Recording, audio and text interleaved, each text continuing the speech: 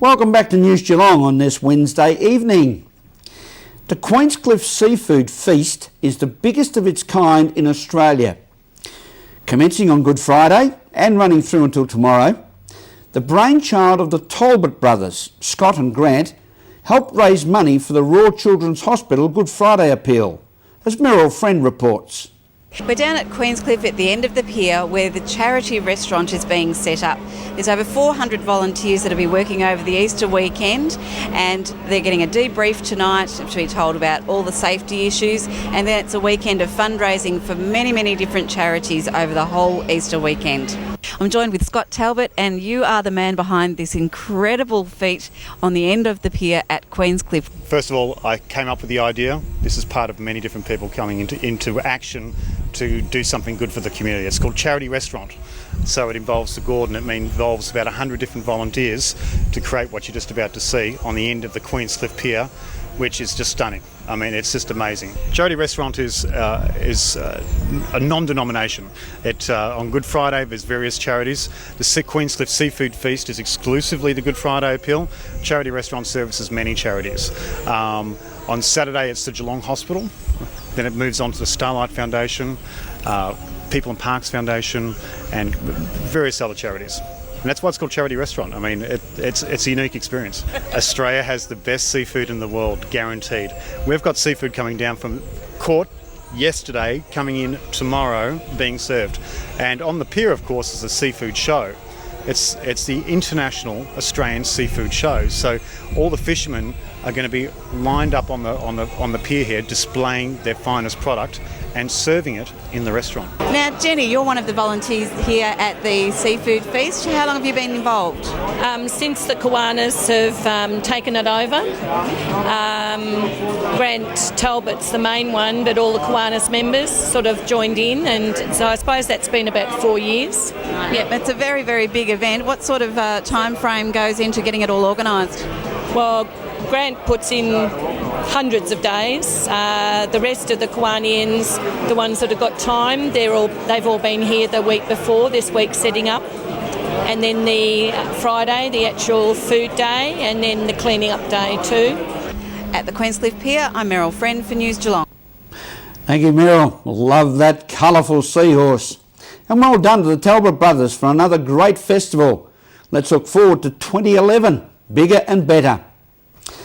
The Geelong Repertory Theatre Company continues to provide Geelong theatre goers with first-class performances into its 78th year, and mainly from the intimate and unique Woodbin Theatre in Coronation Street, Geelong West. 2010 sees a new president take the chair, as Colin Mockett reports. Geelong Repertory Company is one of the oldest theatre companies in Australia. It started in the 1930s and it has been producing quality entertainment for our city continuously since then. And it's got a brand new president. That's Brian Eaton. Now, Brian, have you got any plans for where you're going to be taking Geelong Rep during the course of your presidency? Well, Colin, I've been fortunate enough to have been on the committee for the last 2 years and had the benefit of sort of groundwork laid by other presidents before me, Kelly Clifford, Judy Ellis. And I think the way ahead for Geelong Rep is pretty clear. We devised a mission statement last year, and all good businesses have mission statements, and this mission statement says that we will continue to put on quality performances that entertain and challenge our Geelong audiences. We will try to make the Woodbin better known, and we will aim to get sponsors to facilitate the production of our programs. And we will, and one last thing, we endeavour to attract anybody who is interested in any aspect of. Thank you very much, Colin.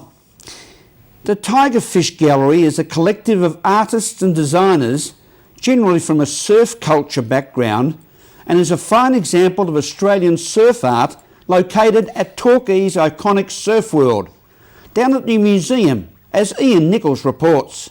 This is the Tigerfish Gallery in Torquay on Victoria's surf coast.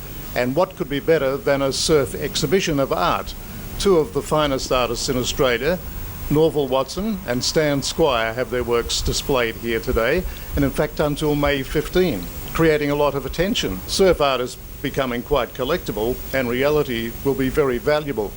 We're going to talk with Grant Forbes, the operator of the Tiger Fish Gallery.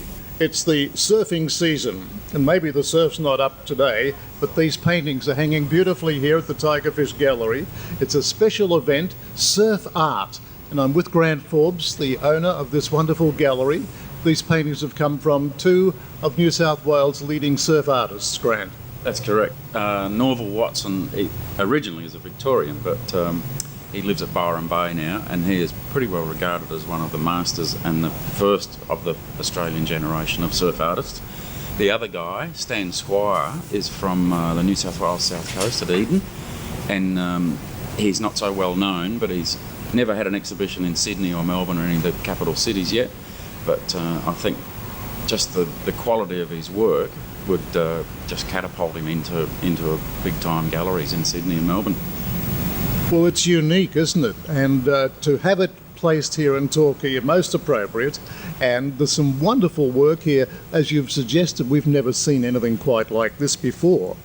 Well, surf art itself is a whole new genre that didn't really even exist 20 years ago. So as the surf industry's grown and surfing's become a much more accepted part of our culture, the arts come with it. And in a lot of ways, the surfing has been driven by art and graphics since its beginning. You know, t-shirts and surfboard logos and the colours themselves on surfboards have created. That was the beginnings of surf art, and now it's matured and it's a valid genre. At the Tiger Fish Gallery in Torquay, this is Ian Nicholls for News Geelong. Thank you, Ian. Yes, a man who certainly enjoys his surf art and the wonderful colours coming out of Torquay. This is News Geelong, Wednesday edition, here on Channel 31, as we go to a break and return with sport and weather after this.